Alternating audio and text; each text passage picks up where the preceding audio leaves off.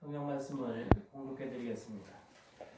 누가복음 2장 8절에서 14절까지입니다.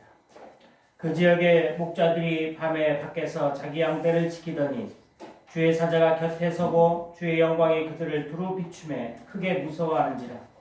천사가 이르되 무서워하지 말라. 보라 내가 온 백성에게 미칠 큰 기쁨의 좋은 소식을 너희에게 전하노라.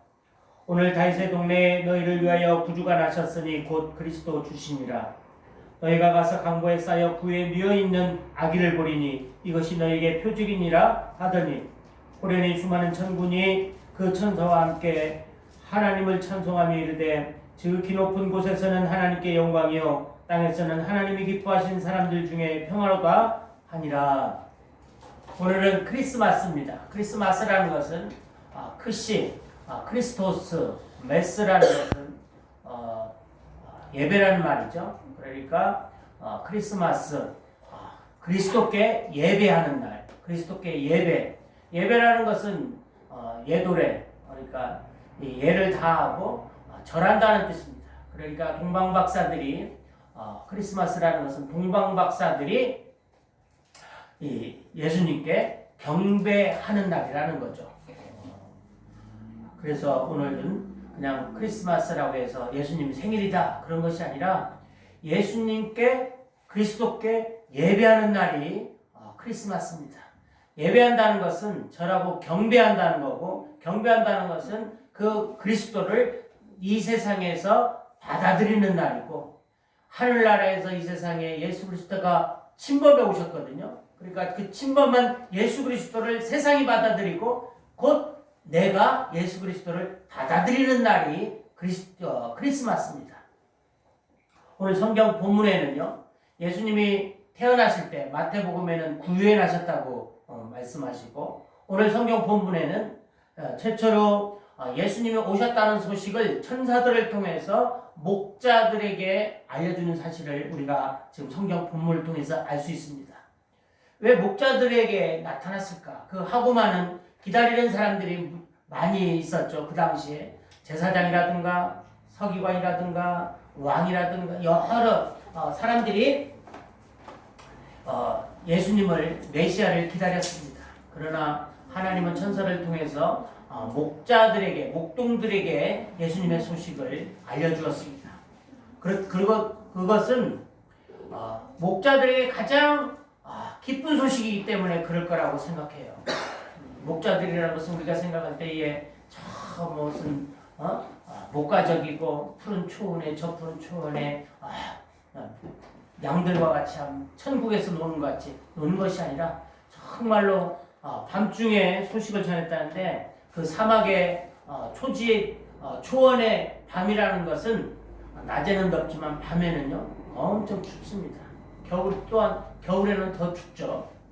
그런 추운 그들이 그 양떼를 지키기 위해서 그 들판에서 아마도 웅크리고 잘 수도 있고, 그리고 그들을 지키기 위해서, 양들을 지키기 위해서 이런 짐승들로부터 지키기 위해서 밤새 잠을 못 잘 수도 있습니다. 어쩌면 아마도 가장 외롭고 쓸쓸한 생활을 하는 것들이 그들이지 않나 생각이 드는 거죠. 그리고 그들에게는 평화가 있을까? 평화라는 것은 그날그날 살기 바쁘지, 그리고 그들에게는 짐승과 같이 산다는 것은 여러 가지 병균들과 같이 산다는 거랑 마찬가지죠. 그런 생활을 하는 그들에게 하나님께서 그들에게 메시아가 왔다는 것을 제일 먼저 가르쳐 주었습니다. 그 메시아가 왔다는 것을 그들이 메시아가 가장 필요한 것을 알았겠죠. 그렇습니다. 우리 이 세상에서는 우리도요, 목동들에게, 목자들에게, 가장 어려운 사람들에게 소식을 알려주어서 그들에게 하는 말이 지극히 높은 곳에서는 하나님께 영광이요 땅에서는 하나님 기뻐하시는 사람 중에 평화라, 그렇게 얘기하고 있습니다. 평화라는 것은, 그들에게 정말로 구원의 소식이라는 것은 필요하다는 거죠. 필요합니다. 우리는 다 목동들만큼이나 다 평화를 못 누리고 있습니다. 나라는 나라와 나라께서는 전쟁을 하고, 사람과 사람끼리는 서로 반복하고, 서로 자기 이익을 취하려고, 서로 이익을 취하고자 서로 경쟁하고, 또 서로 짓밟기도 하고 그래서 평화가 있지 않습니다. 그것은 왜 그러냐? 하나님과의 교제가 끊겼기 때문이죠. 에덴 동산에서 하나님 창조할 때는 다 하나님께서 축복했습니다. 남자와 여자를 창조할 때도 여자를 창조할 때도 다 서로 돕는 배필을 준다고 얘기했는데 지금 우리 세상에는요 돕는 배필이 아니라 서로 경쟁해야지 되고 서로 밟고 일어서야 되는 세상입니다. 상대방이 손해를 보자면 내가 이익을 못 보고 내가 손해를 봐야 상대방이 이익을 보고 상대방이 손해를 봐야 내가 이익을 갖는 것이 이 세상의 법칙이기 때문에 평화가 있을 수가 없는 거죠. 항상 긴장 상태에 있어야지 되고 사람들이 가장 힘들어하는 것이 관계 문제라고 합니다. 관계. 사람들과의 관계 문제라고 합니다. 근데 하나님이 기뻐하신 사람들 중에 평화라다. 하나님이 기뻐하신 사람들 중에 평화라는 겁니다. 하나님이 기뻐하신 사람. 하나님이 기뻐하신 사람이 누구냐? 예수 그리스도를 이 세상에 오신 예수 그리스도를 영접한 사람. 예수 그리스도를 받아들인 사람이 하나님 기뻐하시는 자인데 그 하나님 기뻐하신 자들에게는 평화라는 거죠. 하나님이 기뻐하신 자가 아니라면 예수 그리스도를 받아들이지 않으면 그들에게 에이덴의 평화가 오지 않습니다. 왜 그런가? 예수 그리스도가 왔을 때 하늘에 영광이 나타났듯이 지극히 높은 곳에서는 하나님께 영광이라는 것이 무엇인가? 그것이 영광이라는 뜻이 참 애매하죠. 다 하나님께 영광 그러는데 정확하게 단어 정리가 안 되는 경우가 많이 있습니다. 추상적으로밖에 들리지 않아요. 근데 하나님께 영광이라는 것은 예를 들어서 사장의 영광은 뭐냐? 사장이 회사를 설립하고 사장이 뜻대로 회사를 경영하고 사장의 말이 곧 회사 방침이 되는 회사 운영 방침이 되는 사장의 말에 따라서 회사가 움직여가는 것이 사장의 영광이라는 거죠. 사장은 사장인데 바지 사장으로 앉혀놓고 그냥 사장은 말도 듣지 않고 사장의 생각대로 움직이지 않으면요 사장은 있으나마나 바지 사장입니다. 마찬가지로 하나님의 영광이라는 것은 하나님의 뜻대로 만들어진 이 세상이 하나님 뜻대로 통치해서 움직여지는 것이 하나님의 영광이에요. 하나님의 통치가 나타나는 곳이 하나님께 영광을 돌리는 겁니다. 그러니까 하나님이 주인이 됨을 나타나는 것이 하나님께 영광이라는 거죠. 하나님의 뜻대로 이 세상에 움직이지는 것이 하나님께 영광입니다. 그렇기 때문에 예수 그리스도가 오기 전에는 하나님께 하나님 영광이 안 나타났어요. 왜? 이 세상에 공중권세 잡은 마귀들의 세상이기 때문에 하나님 영광인 주인 행사를 할 수가 없었습니다. 사람들이 모두 우상을 쫓고 물질을 쫓고 다 하나님 쫓지 않기 때문에 하나님의 주인을 인정하지 않고 하나님을 인정하지 않기 때문에 하나님의 영광이 나타나지 않은 거죠. 근데 예수 그리스도가 오심으로 말미암아서 오셔서 우리의 죄악을 다 해결하심으로 말미암아서 우리가 하나님과 교제하게 될 수 있는 권리가 생긴 거고 우리가 하나님과 교제하고 하나님의 통치를 받아들이는 계기가 됐기 때문에 우리에게는 평화 있고 하나님의 영광이 나타났다는 사실입니다. 그런데 사람들이 왜 예수 그리스도를 이 세상에 오신 예수 그리스도를 받아들이지 않는가? 정말로 신이라면 빛과 번쩍이 와서 정말로 나쁜 사람들 그냥 다 죽이고 하나님 믿지 않는 사람 다 죽이고 그때 힘있게 하면 하나님을 믿겠죠.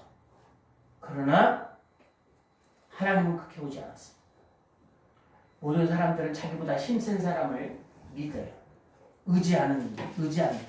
그렇기 때문에 우상들 앞에 보면 사람보다 훨씬 크게 불상 보세요. 불상. 어떤 절이 제일 크냐에 따라서 불상의 높이가 다릅니다. 저 태국 같은 데 봐도요. 그 우상이 빛과 번쩍하게 사람보다 훨씬 지체만한 우상들이 있는 것을 제가 봤습니다. 그러면 사람들이 거기에 주눅 들고 거기에서 경배하게끔 되어 있습니다. 예수님도 올 때 정말로 다시 오실 예수님 같이 입에는 칼이 있고 백마를 타고 정말로 빛과 번쩍하게 사람들이 보기에도 뻑뻑할 정도로 오셨다면 그렇다면 아마도 사람들은 예수를 믿지 않아도 다 믿었을 겁니다. 근데 예수님은 그런 모습을 보지 않았어요. 우리가 알다시피 예수님은 저 천한 말 구유에서 났습니다. 외양간에서 나왔다니, 외양간 대접을 받았다는 거죠. 말 구유는 말 같은 대접을 받고 짐승 같은 대접을 받고 이 세상에 오셨다는 겁니다. 자기보다 약하게 보이는데 누가 예수님을 영접하겠어요? 그래서 성경 이사야 53장에는 그렇게 했습니다. 우리가 전한 것을 누가 믿었느냐? 여호와의 팔이 누구에게 나타났느냐? 우리가 전한 것을 누가 믿었느냐? 아무리 예수 믿으라고 해도 너무 약하게 보입니다. 그래도 사장쯤 돼야 직원 들고 내가 예수 믿고 이렇게 축복을 받았다. 그러니까 당신들도 예수 믿어야 그러면 나도 우리 사장님 같이 축복받아야지 하고 예수 믿을 수도 있지. 야, 저기 훌륭한 사람이 저렇게 돈 많고 권력 있는 사람이 예수 믿으니까 나도 예수 믿어야지. 이런 마음 갖다 할 수도 있죠. 그러나 보통 우리의 삶 속에서 내가 예수를 전한다는 것은 오른쪽 뺨을 때리면 왼편을 대고 또 오리를 가자고 하면 심리를 가고 이렇게 상대방에서 높아지는 거 아니냐? 낮아져라. 네가 살고자 하느냐? 죽어라. 하나님 미랄에 떨어져 쌍에 떨어지지 않으면 열매를 맺지 못한다. 내가 썩어져야 되고 내가 남 앞에 맨날 쳐야지 되고 맨날 썩어져야 되니까 그러려고 예수를 믿어? 내가 그래도 떵떵거려야지. 떵떵거리를 삶을 살해야지 예수를 믿지? 그러니까 사람들이 예수를 믿지 않습니다. 우리가 전한 것을 누가 믿었느냐? 믿을 사람이 없다는 거예요. 우상들처럼 빛값번쩍하고 자기보다 훨씬 강하게 보지 않으니까. 어떤 모습으로 예수님이 왔을까? 그 맛은 주 앞에 자라나기를 연한 순 같고 마른 땅에 나온 뿌리 같아서 고운 모양도 없고 품체도 없은즉 우리가 보기에 흠모할 만한 아름다운 것이 하나도 없도다. 사람 보기에 아름다운 것이 없었답니다. 왜 하나님은 이 세상에 오시면서 왜 아름다운 모습이 하나도 없이 이 세상에 오셨을까? 그는 멸시를 받아 사람들에게 버림을 받았으며 간고를 많이 겪었으며 질고를 나는 자라 마치 사람들이 그의 얼굴을 가리는 것 같이 멸시를 당하고 예수님이 이 세상에 오셔서 멸시를 당했대요. 왜? 그 모습이 내 모습이기 때문에. 예수님은 나의 모습으로 이 세상에 오셨습니다. 구입하려고 오시지 않았습니다. 내 약한 모습을 채워주고자 나의 약한 모습을 담당하고자 나하고 똑같은 모습으로 이 세상에 오셨다는 거죠. 그가 찔림은 우리의 허물 때문이요 그가 상함은 우리의 죄악 때문이라. 그가 징계를 받음으로 우리는 평화를 누리고 그가 채찍에 맞음으로 우리는 나음을 받았도다. 내가 대신 채찍을 받고 남 앞에 수치를 당할 것, 내가 약해서 남 앞에 멸치를 당할 그것을 대신하기 위해서 약한 모습으로 우리에게 오셨다는 거죠. 그렇기 때문에 내 모습으로 와서 내가 나의 약한 모습을 예수 그리스도께 전가를 시키고 십자가 앞에 내려놓기만 하면 나의 약한 모습이 부유한 모습으로 하나님의 모습으로 바뀐다는 겁니다. 근데 우리는 다양 같아서 그릇 행하여 각기 제 길로 갔거늘 여호와께서는 우리의 모두의 죄악을 그에 담당시키셨도다. 나의 모든 죄악을 그에게 담당시켜서 내가 나의 모든 죄악 때문에 하나님과 교통하는 것이 끊어져서 하나님의 통치가 나타나지 않고 하늘나라의 영광이 나타나지 않고 우리에게 평화가 없었는데 예수님이 대신 내 죄를 위해서 그가 상하고 그가 찔렸기 때문에 내가 죄값을 다 치렀기 때문에 나는 이제 하나님과 교통할 수 있고 하나님의 영광이 나타날 수 있어서 나는 평화를 누린다는 사실입니다. 왜 목동들한테 나타났을까요? 가장 약한 사람들이 목동들입니다. 가장 약한 사람이 나입니다. 나는 그래도 재산이 10억이나 되고 강남에 아파트가 있으니까 나는 가지 않다. 그 안에 들어가 보면 어쩌면 목동들보다 더 마음 상해하고 밤마다 술 아니면 잠 못 자는 사람들이 많이 있습니다. 집집마다 평화를 누리지 못하는 많은 사람들이, 모든 사람들이 그렇다는 거죠.